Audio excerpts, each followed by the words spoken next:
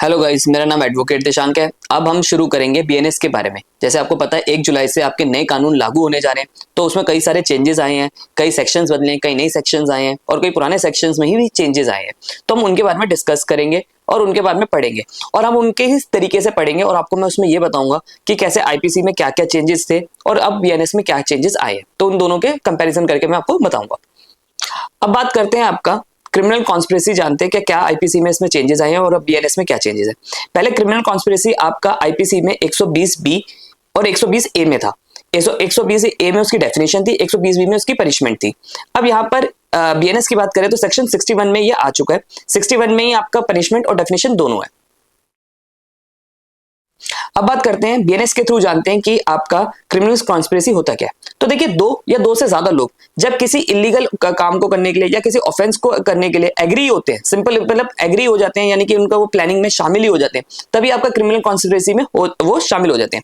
इसका मतलब ये नहीं कि वो ऑफेंस हो, पर अगर वो सिर्फ एग्री हो रहे हैं उस चीज के लिए तो भी आपका ये ऑफेंस बन जाता है। जैसे आपने एक वेब सीरीज आई थी पताल लोग, तो पताल लोग में हमने देखा था कि जैसे कि वो 4 लोग मिलकर किसी का मर्डर प्लान करते हैं, तो वो मर्डर करने के लिए अटेम्प्ट भी नहीं करते, ना मर्डर करने के लिए गए होते हैं, ना उन्होंने किसी को मारा होता है, ना स्टैप करा होता है, ना कुछ करा होता है, तब भी वो क्रिमिनल कॉन्स्पिरेसी के तहत आपका वो पनिशेबल होंगे, क्योंकि वो सिर्फ एग्री होना ही आपका क्रिमिनल कॉन्स्पिरेसी में आ जाता है।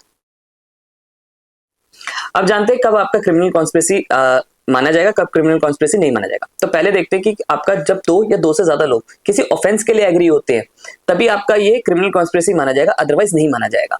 दूसरी चीज है कि मान लीजिए जिसे तरीका तो उसका ठीक है, पर उसको करने का जो वे है वो गलत है। जैसे मान लीजिए मैं एक प्रॉपर्टी कंस्ट्रक्ट कर रहा हूँ, उसको कंस्ट्रक्ट करने के लिए मैं रिश्वत देता हूँ, तो रिश्वत देना जो है वो आपका गलत है। मान लीजिए मैं और मेरा दोस्त है, वो मिलके एक तीसरे बंदे को देते हैं, पैसा देते हैं, तो जो करप्शन के चार्जेस लगेंगे वो तो अलग बात है। साथ में 120 बी जो पहले आईपीसी में था, अब 61 sub clause 2 of BNS act के तहत मेरे को सजा मिलेगी आपका क्रिमिनल कॉन्स्पिरेसी के तहत। अब देखते हैं कि क्रिमिनल कॉन्स्पिरेसी के तहत आपको प्रूफ क्या करना है। तो देखिए, आपको सबकी इंटेंशन प्रूफ करनी है कि सबको नॉलेज थी उस ऑफेंस की। जैसे कि मान लीजिए मैं और मेरा दोस्त है और हम दोनों कोई ऑफेंस करने जाते हैं और हम दोनों को पुलिस वाले पकड़ लेते हैं, 120 बी में लायबल कर देते हैं। तो अब क्या क्या प्रूफ करना पड़ेगा? तो मुझे एज ए अक्यूज्ड मुझे ये प्रूफ करना पड़ेगा कि मुझे उस काम की नॉलेज ही नहीं थी। यानी कि हमें जो भी है, इलेक्ट्रॉनिकल एविडेंस हो गए या कुछ भी हो गए, सामने वाले जो प्रोसिक्यूशन होगा वो हम पे ये प्रूफ करेगा कि कैसे इनको सब दोनों को नॉलेज थी ये जो अपराध करने जाने, और मुझे ये प्रूफ करना पड़ेगा कि नहीं, मुझे इसकी नॉलेज नहीं थी, जो भी अपराध हुआ मुझे इसकी कोई नॉलेज नहीं थी।